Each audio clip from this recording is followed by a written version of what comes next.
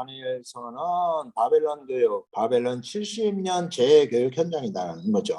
성경을 볼 때 가장 중요한 것은 첫째 주제예요. 이 책이 무엇인가를 알지 못하고 보면 방향성을 잃어버려요. 주제는 뭐냐? 70년 바벨론 재교육. 70년이라는 것을 예레미야 29장 10절에 분명히 말씀해주고 있어요. 바벨론에서 70년이 차면 너희를 이곳으로 돌아오게 하리라. 재교육의 목표는 믿음 회복이죠. 이스라엘이 우상 숭배에 빠졌어요. 율법은 중요하지만 율법주의가 되면 문제가 되는 거예요.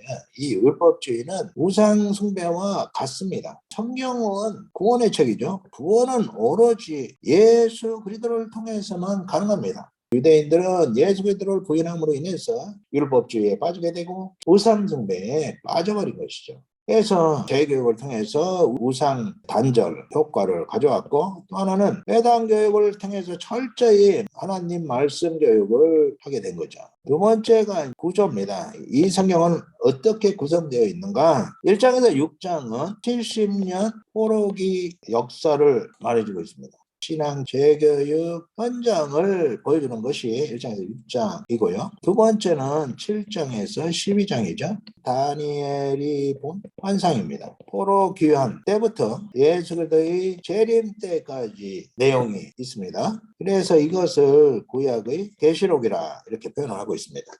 여기서 중요한 것은 이 그림이에요. 이스라엘이 하나님의 뜻에 따라 바벨론으로 포로로 잡혀가가지고 70년 동안 바벨론에서 재교육을 받았다. 그때가 606년이고 돌아오는 첫 번째가 537년인데 이 기간들을 보면 약 70년이에요. 70년 재교육을 시키는 이유가 뭐냐?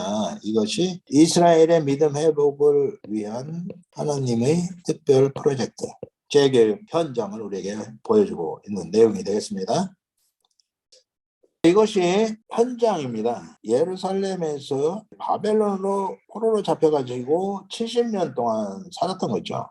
중요한 것이 성경을 볼 때 사건 현장을 봐야 돼요. 이 사건 현장은 뭐냐? 하나님의 계시 현장이에요. 하나님 반드시 사건 계시를 통해서 보고 보여주셨어요. 봐야지 이해가 쉽고, 그래서 보여주시고 그리고 보충적으로 설명을 해주셨어요. 이것이 듣고죠. 이렇게 두 가지로 되어 있어요. 설명 계시 또는 말씀 계시죠. 그래서 이것을 간과하면은 문자적으로만 보이는 거 문자적. 그러면 이것은 어렵다. 그래서 현장을 반드시 눈에 익혀야 된다. 그래서 이것만 가지고 이 다니엘서를 보도록 하겠습니다. 1장은 예루살렘이죠. 그래서 1장은 1차 바벨론 포로. 1차 바벨론의 포로로 끌려갑니다. 이것은 BC 605 또는 606 바벨론의 느부갓네살 간 4살짜리한테 침공을 당해가지고 성전도 털리고 여호야김 왕도 끌려가고 그리고 왕족, 귀족, 소년들 총명하고 용모가 단정한 이들을 끌고 가서 이제 바벨론에서 이것이 바벨론의 식민지 정책이에요. 그래서 첫 번째는 교육, 바벨론 교육을 통해서 그들의 머리를 세뇌하고, 두 번째는 음식 문화를 완전히 바꿔버리고, 그 다음에 이름은 그 당시에 자기가 믿는 신들과 믿음과 연관이 다 있어요. 그래서 바벨론 신의 이름으로 이름을 다 바꿔버립니다. 아수르는 식민지 정책이 혼혈이에요. 혼혈. 피까지 완전히 바꿔버리는 강력한 식민지 정책을 썼다면, 바벨론은 그들의 민족성을 파괴하는 것에서 끝났다면, 아사제국은 자유를 주고 조공만 받는 부드러운 정책을 폈습니다. 그들이 신앙 결단을 하게 되는데 채식을 하는 거예요. 이것은 레위기 11장 율법을 지키기 위함이었죠. 2장 느부갓네살이 큰 신상 꿈을 꿉니다. 이 꿈의 내용을 아무도 해석을 못해요. 그때 이제 하나님께서 다니엘에게 꿈을 해석해 줍니다. 왕이 큰 신상 꿈을 아무에게도 말해주지 않은 상태예요. 그런데 다니엘이 하나님의 해석으로 인해서 말을 하게 됩니다. 이것이 머리고, 이것이 가슴이고, 이것이 배 부분, 다리가 있고, 알이 이렇게 있어요. 큰 신상은 머리는 금, 가슴은 은이고, 배는 동이고, 발은 철이고, 그리고 신은 철 플러스 흙으로 되어 있고, 그리고 돈 되지 않은 돌, 트인 돌. 금은 바벨론이다. 은은 바사 제국, 동은 헬라, 철은 로마 제국. 철과 흙이 섞인 건 섞일 수가 없죠. 결국 로마 제국이 흩어지게 되죠. 열국. 그런데 이 뜨인돌이 손대지 않은 돌이 이 발로 탁 쳐버립니다. 그래서 부서지죠. 뜨인돌이 부수면서 태산 같은 돌산이 되는 거죠. 그래서 돌나라. 그럼 이 뜨인돌이 뭐냐? 예수 그리스도시고 재림해서 세상을 심판하시죠. 돌나라는 하나님 나라예요. 하나님의 왕국을 세우실 것을 보여주신 거예요. 이것을 해석해 줌으로 인해서 느부갓네살이 다니엘에게 절을 하고 그의 하나님의 이름을 높이고 다니엘을 총리로 삼고 요셉이 애국의 총리가 되는 것과 똑같은 그런 모습을 보여주고 있습니다. 7장은 다니엘이 본 환상입니다. 그런데 7장은 네 짐승이 나오는데요. 첫째는 날개 달린 사자, 두 번째는 곰, 세 번째는 표범, 네 번째는 악한 짐승, 그리고 열불. 느부갓네살이 본 환상과 다니엘이 본 7장의 환상의 내용은 같다. 결국은 열방 제국들이 무너지고 예수님께서 재림하셔서 모든 악을 제거하시고 하나님 나라를 세우신다 하는 내용이 되겠습니다. 3장에서는 불무불 사건이 있어요. 다니엘의 세 친구의 씨라도 믿음 승리를 말씀해 주고 있어요.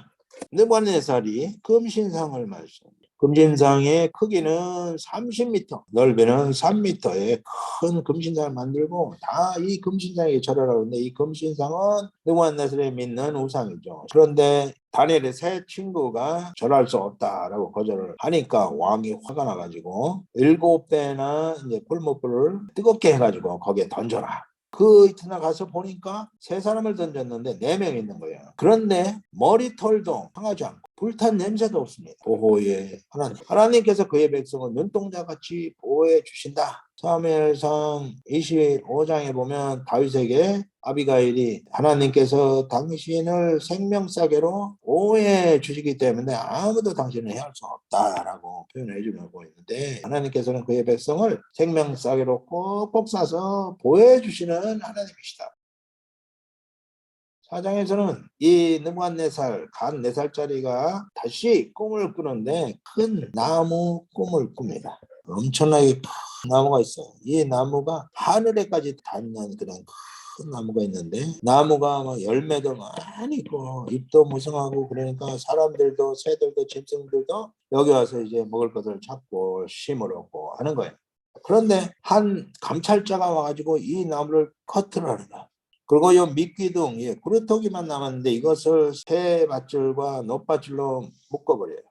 이것은 다 제거해버리는 것이죠. 근데 이 꿈을 해석할 자가 없는 거야. 다니엘이 꿈을 해석을 합니다. 이 나무는 바로 느부갓네살 당신입니다. 7대를 보내게 할 것을 말하고 있는데 하나님께서는 당신의 정신을 나가게 해가지고 7년 동안 들짐승처럼 이슬을 맞으면서 이렇게 살 것을 미리 보여주신 것입니다. 조심하라고 말을 해주죠. 그런데 1년 후 이 바벨론은 내가 능력과 권세로 건설하여 나의 도성으로 삼고 내 위엄의 영광을 나타낸 것이 아니냐 하고 교만한 말을 하자마자 그가 정신병자가 돼가지고 7년간 들짐승처럼 그렇게 사는 거죠. 그가 회개할 때 하나님께서 정신이 돌아오게 하시고 모든 것을 다 회복을 시켜 주셨죠. 회개의 결과는 회복으로 이어집니다. 이 느부갓네살이 정신을 차리고 조서를 씁니다. 그의 통치 아래 있는 모든 나라의 방언으로 그가 겪은 내용을 간증을 하고 그리고 하나님의 이름을 높이는 거죠. 이것의 결과는 나는 여호와라 선포를 세계 만방에 하시는 것이죠. 5장의 이 부분이 바로 가위 여기 부분이죠. 여기 들어가면 죽음을 상징합니다. 벨사살의 죽음에 대해서 말씀해주고 있습니다.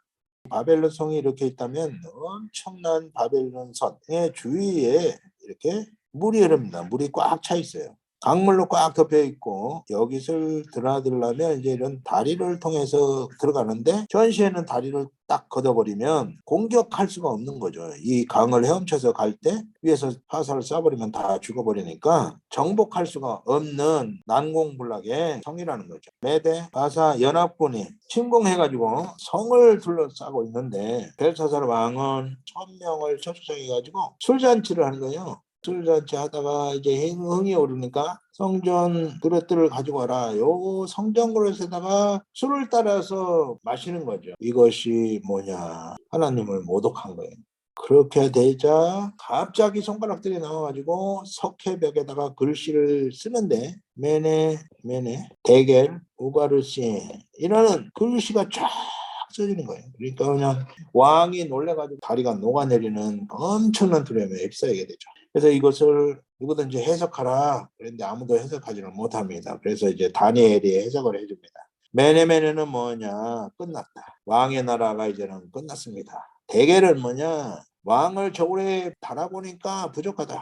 우바르신 당신의 나라를 메대 바사에게 주었다. 이미 준바되었다. 해석을 해줍니다. 그날 밤 메대 바사 연합군이 이 물을 일단 다 빼버립니다. 물을 빼버리니까 여기에 이제 하수구들이 드러나게 되고 이 하수구를 통해서 침입을 해가지고 무혈 정복, 피도 흘리지 않고 바벨론 성을 정복을 하게 됩니다. 그리고 벨사살 왕을 죽입니다. 으로써 바벨론이라는 나라가 완전히 제거가 되고 메데바사가 이제 시작이 되는 거죠. 6장은 여기는 이제 메데바사 왕이 되는 거예요. 그래서 6장은 다리오 왕 나라가 바뀌어진 거죠. 그래서 이 다리오 왕이 다니엘을 총리로 삼았는데 다니엘을 사적으로 던지죠. 다니엘이 총리로 있으니까 그 나라 사람들이 시기를 해가지고 다니엘을 제거하는 음모를 꾸미게 됩니다. 그래서 왕에게 한 달 동안 아무 사람이나 또는 신에게 무엇을 구하면 그를 사자굴에 던지는 법령을 내리십시오. 그래가지고 이제 그런 법령을 선포를 합니다. 그런데 그 사실을 다니엘이 알고도 예루살렘을 향해서 하루 3번 기도를 하는 일을 계속합니다. 그래가지고 다니엘이 결국은 잡히게 된 거죠. 다니엘을 사자굴에 던집니다. 그런데 이 왕은 다니엘을 총애했기 때문에 밤새도록 오락을 금하고 금식을 하고 새벽이 되자마자 달려가가지고 다니엘을 부릅니다. 다니엘아, 네가 믿는 하나님이 너를 사자의 입에서 구원하셨느냐? 다니엘이 예, 구원하셨습니다. 그래서 무고한 다니엘을 사자굴에 던지도록 음모를 꾸몄던 참소자들 플러스 그의 가족들을 다 잡아다가 사자굴에 던지니까 뼈째 그냥 부스러뜨려서 죽이는 그런 역사가 있습니다. 그래서 이 다리오가 조서를 써가지고 다니엘이 믿는 하나님을 두려워하라. 다니엘 믿는 하나님을 찬양합니다. 이것도 역시 나는 여호와라. 하나님의 자기 계시를 이 사건을 통해서 하고 있는 내용이죠. 이렇게 70년간의 이스라엘 백성들이 바벨론에 포로로 잡혀가서 재교육 현장에서 일어난 실제 역사적 사건들을 1장에서 6장까지 기록을 하고 있습니다. 이 부분은 다니엘이 본 환상입니다. 그래서 이것은 포로 기환 때부터 예수 그리스도의 재림 때까지 이것을 다니엘이 봤기 때문에 이 내용을 구약의 계시록이라 이렇게 부릅니다. 7장은 이미 2장과 같다 그래서 2장과 7장은 내용상 같다. 그래서 금신상 보고 했죠. 그래서 여기서는 이제 사자, 곰, 표범, 악한 짐승, 그리고 열불, 그리고 뜨인 돌에 대해서 말씀을 했습니다. 1장은 히브리어, 2장에서 7장은 바벨론 언어가 되겠습니다. 이것은 아람어입니다. 아람어. 그리고 이제 8장에서 12장은 다시 히브리어.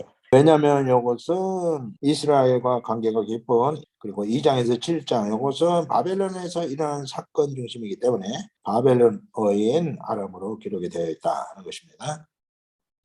8장은 숫양, 숫염소 환상이 되겠습니다.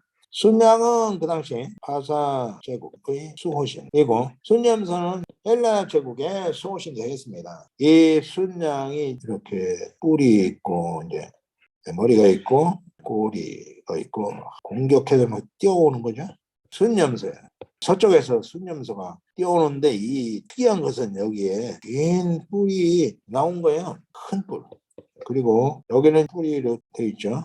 순양이 있는 거죠. 순념소가 달려와가지고 이제 순양을 물리치는 거죠. 순양은 바사제국, 순념소는 헬라제국. 삽시간에 달려와가지고 이 바사제국을 제거를 합니다.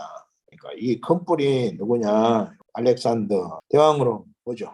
그런데 이 큰 뿔이 꺾이고 거기에 현저한 4개의 뿔이 돋아나는 거예요. 그래서 역사적으로 보면 알렉산더가 일찍 죽자 헬라 제국이라는 엄청난 영토를 알렉산더의 4장군에 의해서 분열이 되는데, 마게도냐는 카산더, 소아시아 지방은 이시마쿠스라고 하는 장수가, 동쪽 시리아 지역은 셀르 왕조가 되고, 애국은 프톨레미 왕조가 되면서 4개의 왕국으로 헬라 제국이 분열이 되죠. 그리고 이들이 이제 막 피 터지는 패권 싸움을 합니다. 그것을 이제 미리 보여준 사건이라고 할 수가 있겠습니다.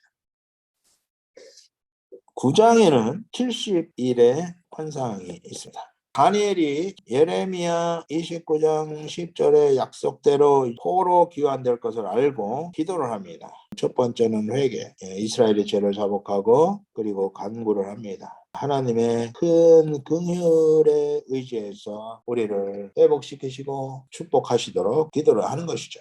그래서 하나님께서 기도를 들으시고 70일의 환상을 보여주십니다. 70일의 환상은 이렇게 돼 있다면, 기름 부은 자 예수의 성육신, 요거는 7일에는 포로 귀환하여 성전 건축, 그리고 느헤미야에 의해서 성벽 수축을 하는 때로 추측을 해봅니다. 62일에는 뭐냐, 이때에 이제 바사 제국이 무너지고 헬라 제국이 일어났다가 로마 제국이 일어났다가 열국의 패권 전쟁이 일어나는 그 소용돌이 속에서 이스라엘이 당하는 큰 어려움들을 보여주고 있습니다.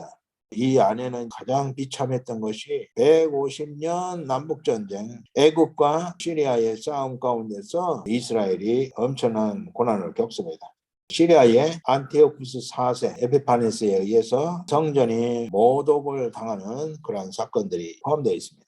1일에, 그리고 이 사이에는 예수 그리스도의 십자가 사건이 있고, 그리고 AD 70년 성전이 디도 장군에 의해서 회파되는 사건들이 있고, 1일에는 뭐냐, 이것은 대환란. 특별히 후대환란에 대해서는 한때, 두때, 반때, 3년 반 대환란 가운데 성도는 믿음 회복을 하게 되고, 불신자는 마지막 구원 기회를 주시는 이 대환란. 계시록에서는 대환란이 6장에서 14장으로 이렇게 봤는데요. 이 기간이 지나고 예수 그리스도의 재림 심판으로 끝날, 이것을 미리 보여주는 사건입니다.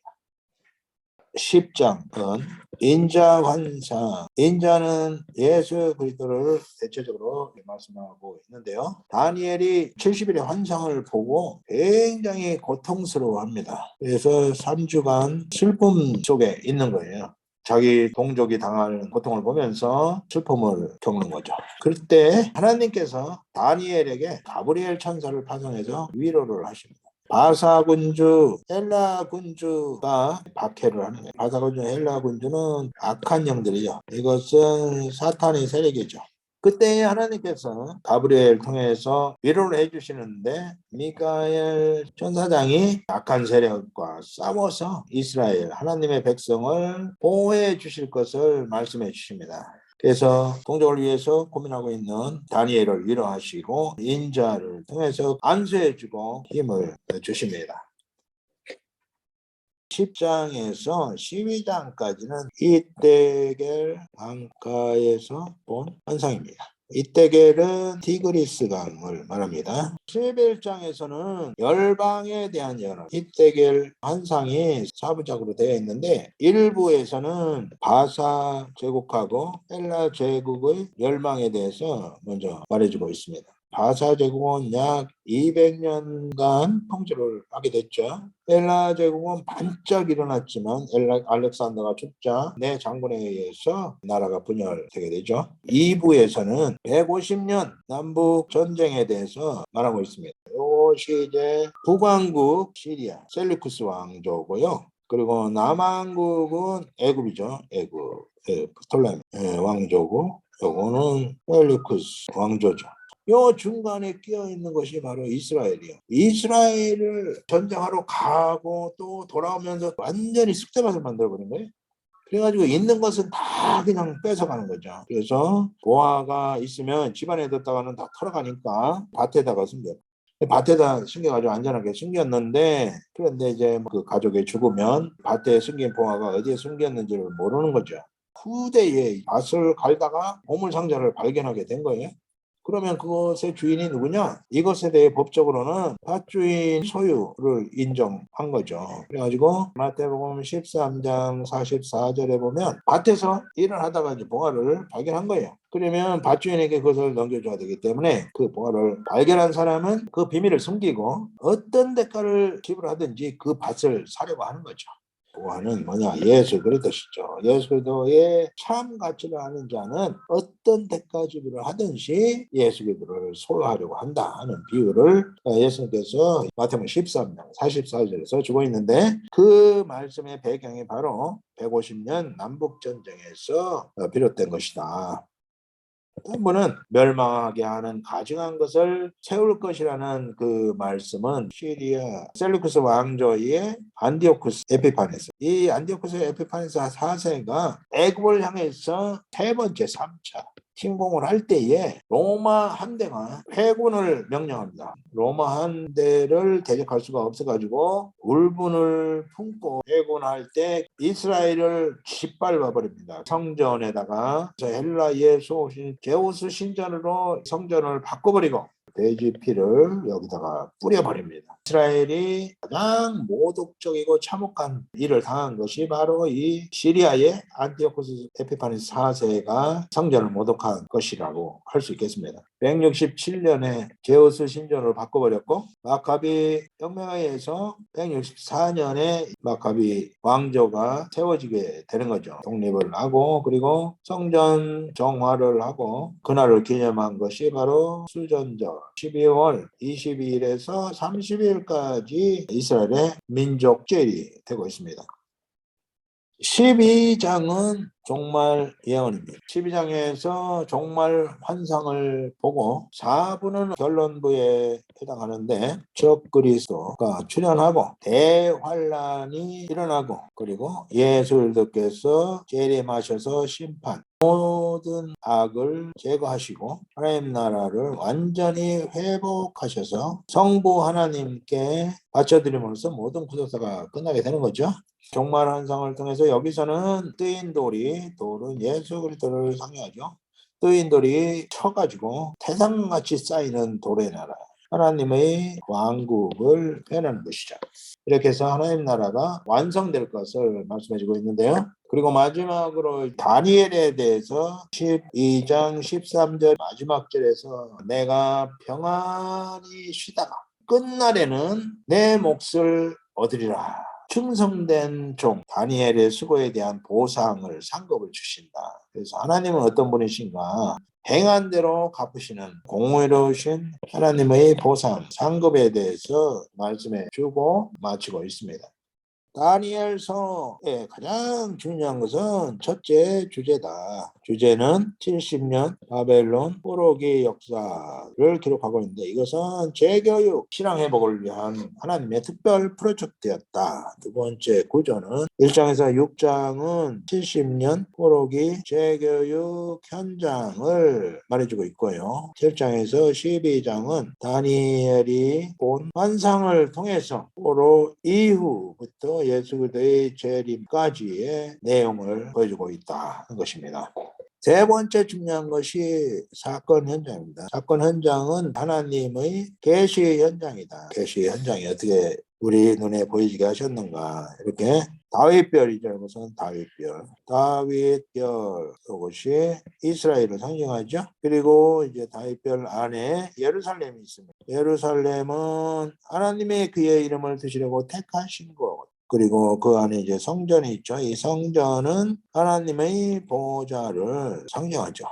바벨론의 느부갓네살이 예루살렘을 정복하고 성전의 그릇을 다 탈취해 간 것은 뭐냐? 하나님께서 허락하신 거예요. 이스라엘의 재교육을 위해 허락을 해 주셨던 거죠. 1장 이후의 역사가 다 바벨론에서 일어난 사건이다. 그래서 2장, 3장, 4장, 5장 벨사살이 죽고 6장.